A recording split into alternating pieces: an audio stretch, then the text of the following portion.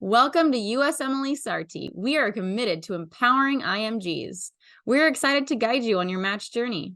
Don't forget to click subscribe and turn on notifications so you can get notified whenever we add new content.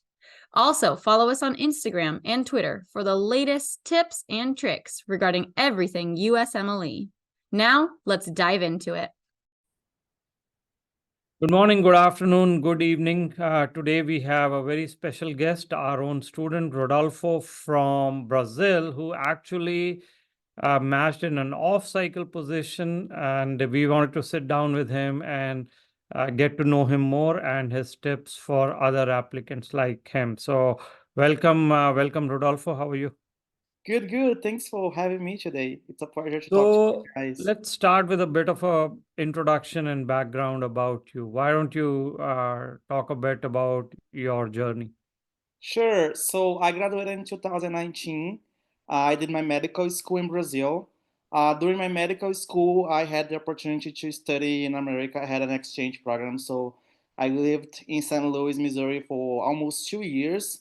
And then that time I knew that I would come back to America to do my residency here. Um, so after 2019, as we well know, the COVID pandemic's hit. I started to work in Brazil and I made some money. I prepared for the steps. By that time, it was super hard to get observerships. So when the pandemics resolved and then I applied to observerships, I got some positions. I did in total 7 months of rotations in the US. I was all around Houston, New York, Miami, and Chicago as well. Um, I originally applied to psychiatry. I had 8 interviews for the season. Two programs did pre-med, so I only had 6 programs for the rank order list. I did not match. However, there was an opportunity for an outside of match position in internal medicine that I was also considering. Given my background working in Brazil during the pandemics, I worked in the ICU. So I was like, okay, I have to be open-minded and let's try. And I'm currently doing my 5th month of residency. And I can tell you that I do not regret to take this position. I'm really happy here in Texas. So yeah, that's been a That, quite journey. that's nice, and that's great to see that you found your true love.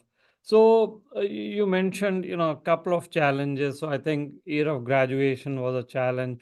What were some of the other challenges you faced in your journey? I believe the low step one score. I barely passed my step one. I should have waited 5 months because if I did, my score would be only low, pass or fail. Right. And then, but I did not. I took this step. It was super low, and I think it was a big red flag. However, what I did a lot of networking to Mm-hmm. compensate for that. And I did step three. Really important, guys. As an international medical graduate, you have to pass step three before applying.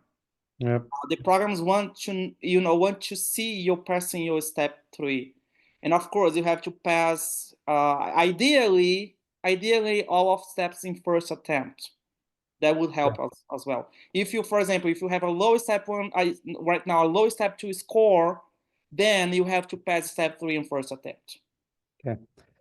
So, you overcame those challenges, Mhm. and obviously, there are a lot of learnings from your own experiences. So, Mhm. what are some of the tips you want to share with other applicants who may have older YOG, need visa, have lower scores? What do you suggest to them?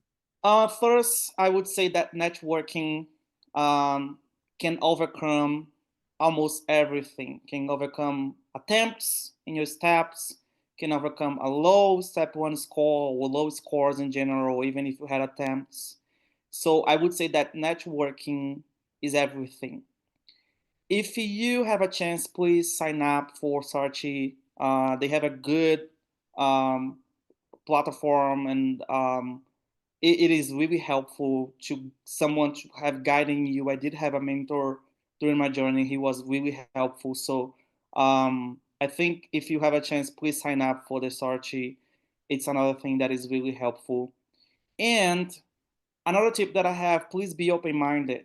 like in the meaning that if you have the chance to apply to specialties, I would apply to specialties.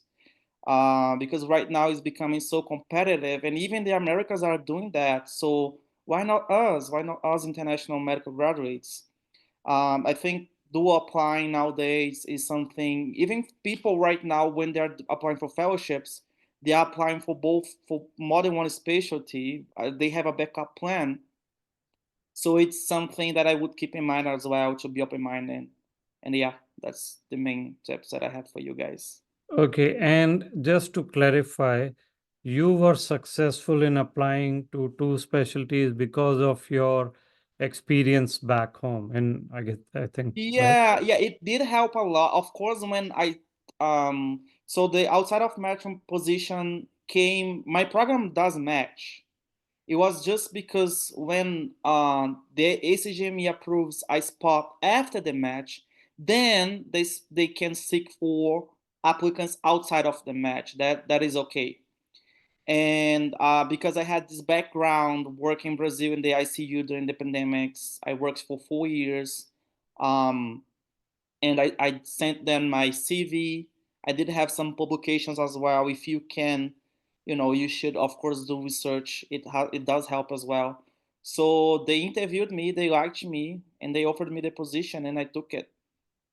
So you would say that the home country experience was really, really valuable. Yes, for sure. If you wanna go for internal medicine, you should have some experience back home. If you want to do psychiatry, even a program director told me this, that home country experience, and even residency, if you have residency back in your home country, that will help a lot as well. Okay. Well, thank you, Rodolfo. Any other tip that we missed? Anything else? I think networking, guys, networking, it's so important. That's how I got this position, and I think networking is something that it would overcome any challenge, any attempts, any low scores. So that's the thing. And of course, if you can sign up for a mentorship like Sarti, I would do it. Well, thank you very much, Rodolfo. Much appreciate your time, and congratulations on your fantastic match, and good luck in your residency journey. Thank you for having me today. Thank you.